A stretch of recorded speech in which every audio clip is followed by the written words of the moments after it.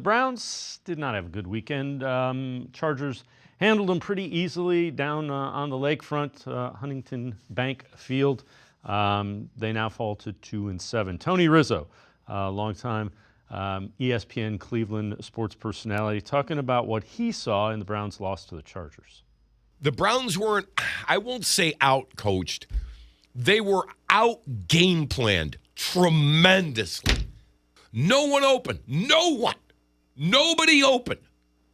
It's as if they had our game plan. You don't think one Harbaugh helped the other Harbaugh, do you? Played Johnny last week. All of a sudden, Jimmy comes in here and lights us up. Not a coincidence. Nah. Well, let's welcome in Lance Reisland from the Plain Dealer, cleveland.com. Lance, I'm sure, that goes on. I don't know if that's the reason, but yeah, the Browns offense, as good as it looked against the Ravens, looked that much of a struggle. Back to what it was before. Well, the thing I like what Tony had to say there, but I don't necessarily agree, because here's why. I think that the Chargers did a really good job of being in that two shell. So they forced Jameis to come off his first read and get to his second, third progressions. Another thing that happens is they're unable to run the ball against a 5- and 6-man box. So they're able to get more guys into coverage. So you play zone coverage. You have a bunch of guys underneath that are able to cover. That had more influence than anything else, in my opinion.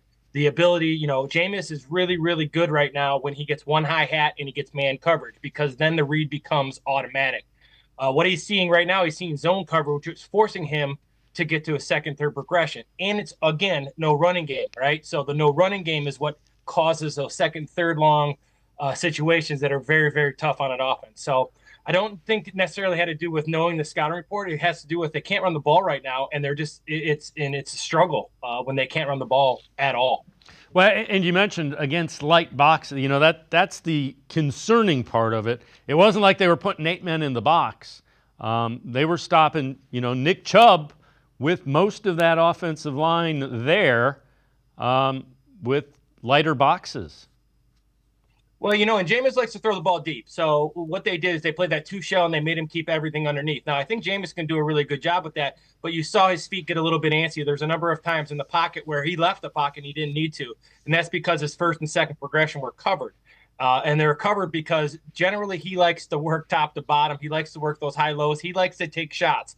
A couple of those interceptions were not, in my opinion, were not necessarily all his fault, but he has to continuously take what the defense gives him. And that's a hard thing for a gunslinger, right? If they want to push the ball downfield, they're not patient. Jameis Winston has 103 interceptions in his career because he's not patient.